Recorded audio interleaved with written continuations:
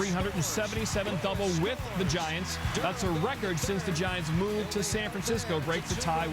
Back to Bonds. Good point. That was big in the early 80s, though. Bonds hitting over 300, 16 homers, 40 RBIs, 516 on base percentage. That leads the majors. Pedro Gomez on Bonds All-Star San Francisco treat. The fans have spoken, and they want Barry Bonds in the July 10th All-Star game. Bonds overtook Alfonso Soriano in the final week's balloting and has been elected a starter for the 12th time in his career. I'm just lost for words right now. It's nice. It's going to be fun. I'm going to have a big party. I'm happy for him. I think it's great for our fans, for baseball. I mean, this guy, he's going to go down as one of the greatest players ever, if not the greatest. And to be starting here at home, that's huge. This is the best one. Probably be my last too, so it's kind of awesome. While the last place Giants have had little to celebrate this season, the impending All-Star game and Bonds' possible involvement has been the centerpiece of the team's marketing campaign. It was important, no question, for our fans, playing the game here. With all he's done here. He is like the representative, the biggest representative that we have here in San Francisco. So, for everybody, I think it's great that one of the best players ever in the game get the chance to participate in the All-Star game in his home. Here's Bonds with the bases loaded. Did he? No. I mean, he did knock a flare in the left center. The drive's in a pair. Giants within a run. Barry would have all. On to the 7th. It's a 9-5 game. Bonds back at the plate. 2 on, 2 out. Lou's going to pitch to him. And Bonds hammers the Will Ullman pitch. I mean, that's almost to the roof. Over the roof. But on the 3-2 pitch, Dwayne Kuiper, FSN Bay Area. Here's the pitch. Bonds hits one into center field. A ton. Jones back. Jones looking up. It is out of here. Bonds pulls the Giants within a run at 9-8. That's Barry's 19th homer of the season. As if anybody cares about that part of it, right? 71st multi-home run game in Bonds' career. 753 of his career. 2 shy of Hammer and Hank. As for Ullman, he can tell his grandkids he was the 443rd different pitcher to allow Bonds' 71st career multi-homer game. That's second most all-time behind Babe Ruth. It was Barry's 7th career game with at least 6 RBIs. His first since last September in Milwaukee. Oh, by the way, where they're headed next. Bonds' career high, by the way, is 7 RBIs in the game. Now, Barry has been, at least publicly, downplaying the chase. Until now, this admission. Yeah, it's real. It's real now. I had to get over them switching those baseballs. Every time that happens, I kind of go into a slide because, it's tough because you actually really realize something's going on and you don't really want to think about it. You want to think about the opposition and playing the game. But when they stop it for a second and switch baseballs, it's very hard to not know that something's happening right in front of you. Fans like the game of baseball, regardless of what you guys are talking about, however it's twisted and turned. They enjoy the game of baseball, and people,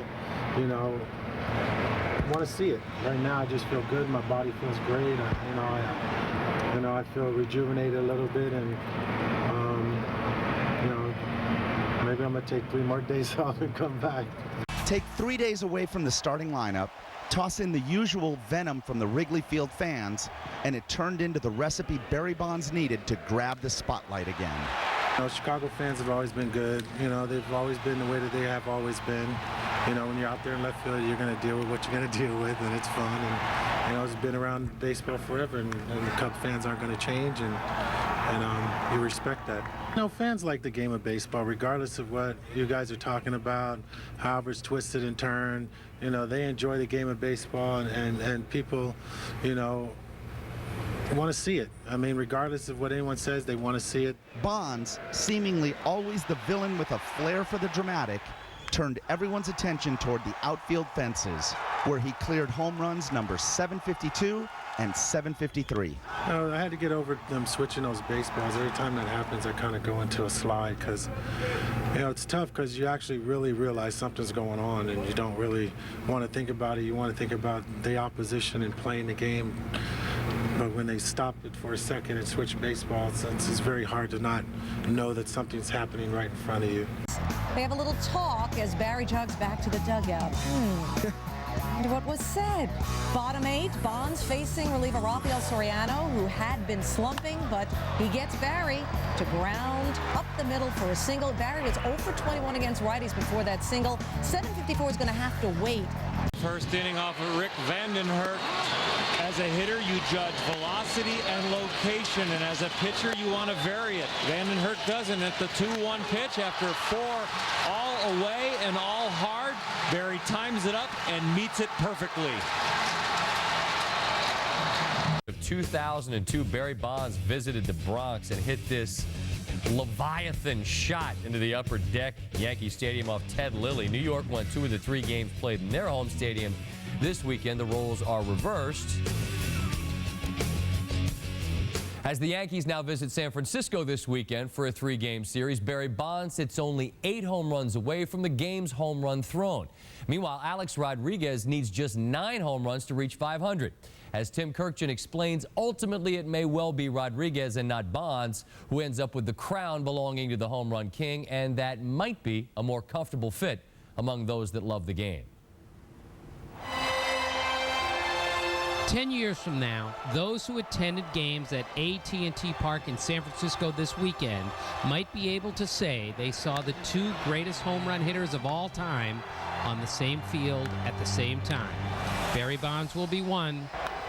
Deep to right field. This one is on its way to McCovey Cove. Alex Rodriguez could be the other. You can forget about this one.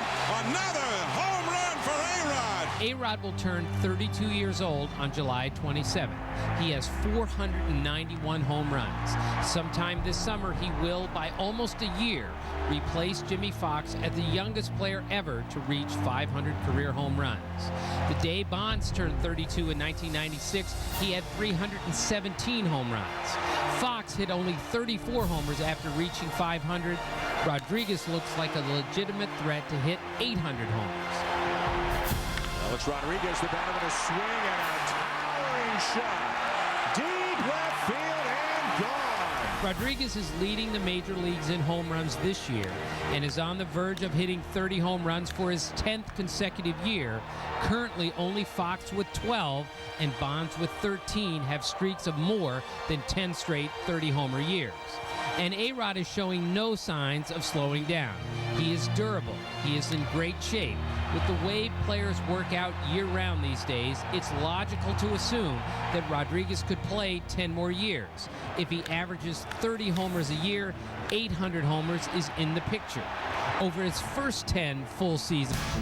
So the series gets underway. As for Bonds and the probable starters, Kagawa and Shin-Ming Wong on Friday and Saturday. He's never faced him. He's 2 for 3 against Mike Mussina without a home run. Overall, Bonds 1 home run in 3 career games against the Bronx Bombers. And as you just saw moments ago, it went much far.